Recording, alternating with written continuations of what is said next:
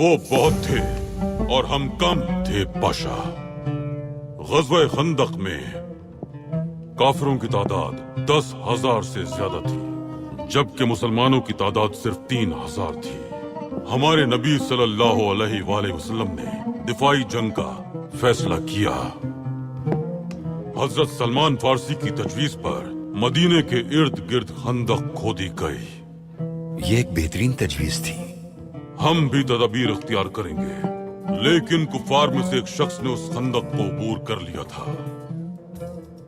अपने घोड़े के साथ छलांग लगाकर खंदक अबूर करने वाला 1,000 अरब पहलवानों के बराबर वो बहादुर अम्र बिन अब्दुल वुद था।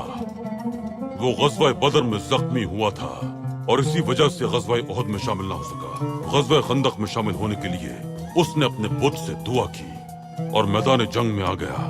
उसने बड़े तकब्बुर के साथ इस्लामी लश्कर को ललकारा, कोई है जो मेरा सामना कर सके। उसका घोड़ा भी हमले के लिए तैयार था। उसके नथने फूल रहे थे। किसी ने उसकी पहली ललकार का जवाब नहीं दिया। हर तरफ खामोशी थी। उसने दूसरी बार ललकारा, क्या कोई इतना बहादुर नहीं जो मेरा सामना कर सके। इस दौरान हजरत अली मुर्तजा पैगंबर अकरम के पास आए। उन्होंने कहा, मैं इसका सामना करना चाहता हूं। पैगंबर अकरम ने फरमाया, बैठ जाइए अली, ये शख्स अम्र है जिसका आप सामना करना चाहते हैं। क्या आप नहीं जानते कि वो कौन है?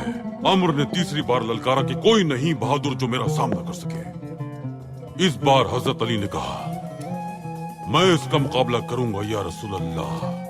पैगंबर अकरम ने जंग में जज्बात से नहीं, अक्ल से काम लेने का मशवरा दिया।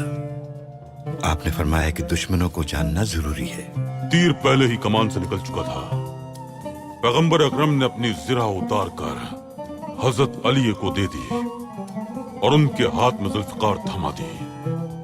आपने हजरत अली को खूबसूरत अंदाज में तैयार किया। जब पैगंबर अकरम जंग के लिए हजरत अली को तैयार कर रहे थे, उस दौरान उनकी मुकद्दस आंखों से अश्क रवां थे।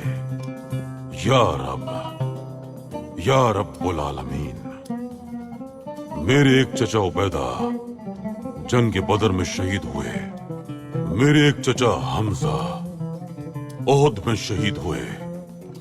अब मेरे पास एक चचा का बेटा अली बचा है, इसे मुझे बख्श दीजिए। हजरत अली एक जवां साल लड़के हैं और अम्र एक ताकतवर शख्स है। इस मौके पर पैगंबर अकरम ने फरमाया, तमाम ईमान वाले तमाम कुफ्फार के मद्दे मुकाबिल हैं। अम्र फिर ललकारा। हजरत अली ने फरमाया, मैं हूं अली इब्ने अबी तालिब। अमर ने कहा, तुम्हें नहीं लेकिन तुम्हारे वालिद को जानता हूं। वो एक अच्छे इंसान थे। तुम्हारा अंजाम अफसोसनाक होगा। बेहतर यही है कि मेरा सामना मत करो।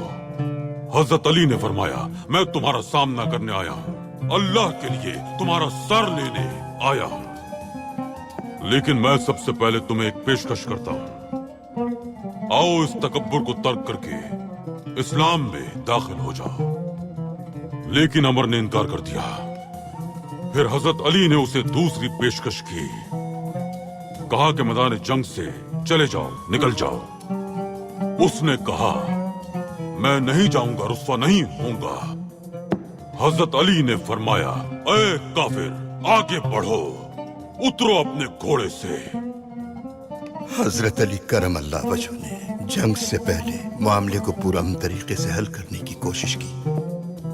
अम्र अपने घोड़े से उतरा और तलवार के वार से घोड़े की चारों टांगे काट दी। उसने कहा कि मैं वापस नहीं जाऊंगा। हर तरफ खामोशी थी। अमर पागल हाथी की तरह हजरत अली पर हमलावर हुआ